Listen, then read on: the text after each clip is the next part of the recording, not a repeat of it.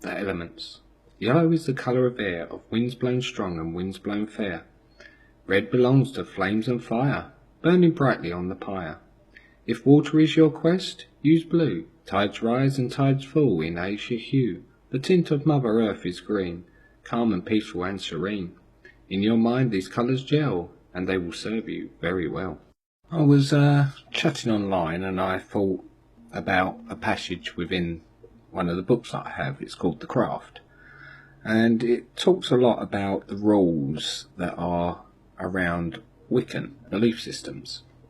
So I thought I'd just take the time to share this with the group, and I hope you all find it useful. Anyway, blessed be, and I hope you enjoy. Love the gods and honour them, for they are the matrix from which the life force springs.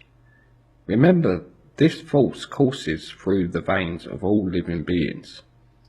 For that reason, treat yourself as well as you would treat the gods, and the gods in turn will love and honour you. We are the children of the Lord and Lady, who rule the universe and all that is held within its boundaries.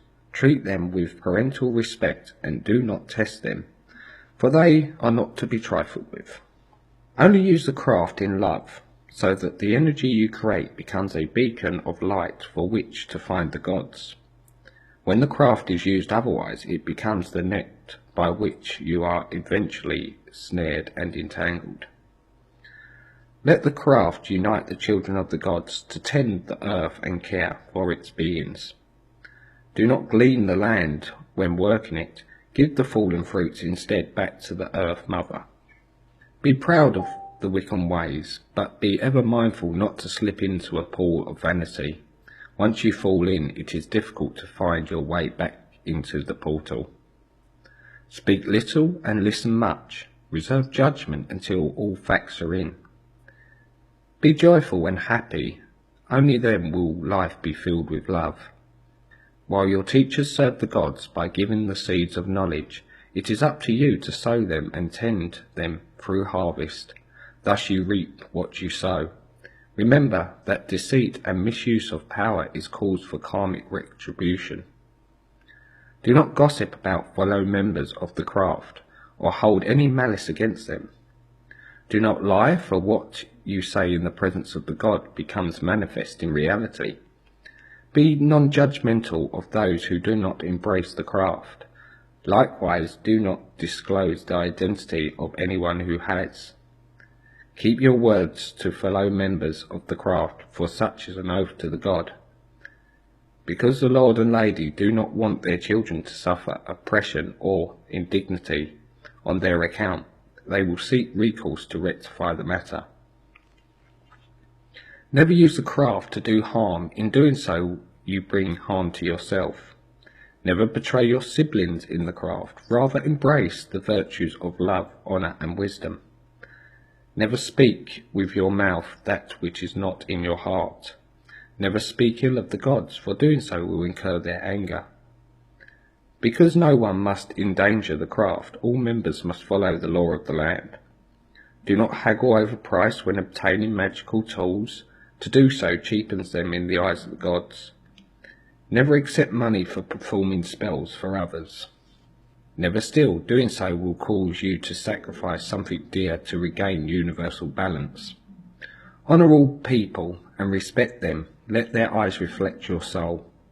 Never accept the pledge of anyone's life, no matter how deeply she or he is indebted to you. To do so is personally burdensome and will hinder your progress in the craft. Remember the law of karma, and that everything returns to you threefold. Cleanse and bless everything that is brought into the circle or temple area, thus gives honour to the gods. Honour the goddess by keeping your house, body and clothing clean. Remember that no one should die without dignity, love and respect. Act accordingly. No man or woman should come together in sexual union if it causes pain to another to do so. Let those who would love and bear children be handfasted. Only marry or handfast for love. It is an abomination against the goddess to do otherwise. Teach and guide your children with love, and remember that they are spawned of the goddess.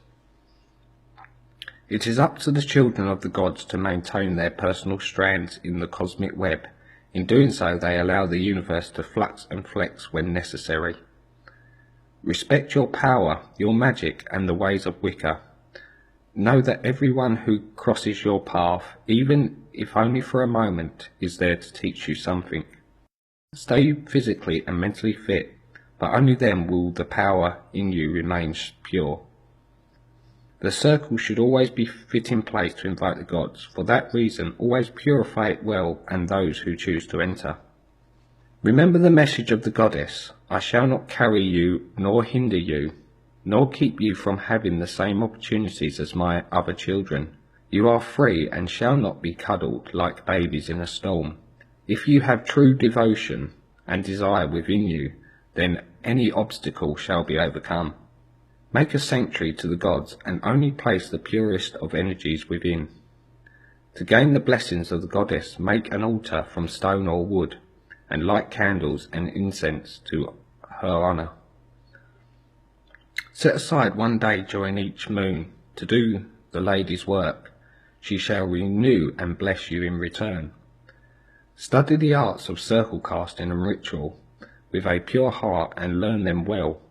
Only then will you be a person of power. Each member of the craft should keep a personal book of shadows, detailing the old ways and recording their progress. Study the legends of the gods. They will honour you with their blessings. If a member of the craft works within his or her craft, performs readings or such for others, it is only right that they have financial compensation. Those who sacrifice some personal pleasure for the good of all shall be remembered and blessed by the gods. Make offerings of labour and natural gifts to the gods. Know that you will be blessed accordingly. When you make offerings to restore balance, make sure the gifts are not offensive to the gods. Offerings to the gods made during ritual shall be buried in the earth or burned, in order to return them to the source from which they sprang.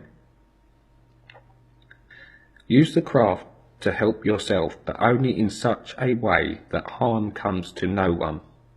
Protect the craft and all who embrace it, so that we may never again feel the burning times. The Lady brings us joy, and the Lord gives us with pleasure. Worship in love and enjoy the gifts of both. To preserve the way of the craft, silence and secrecy are necessary when dealing with those who may wish it harm.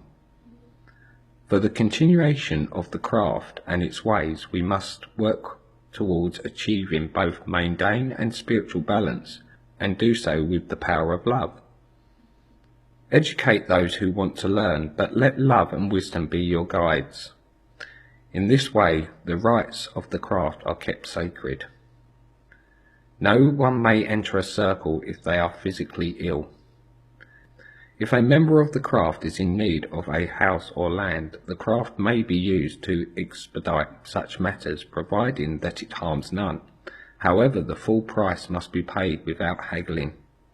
Do not turn away those who seek the gods. Help them instead in their quest. Educate those whose hearts are true and their intentions honest. All students of the crafts must strive to achieve harmony within themselves.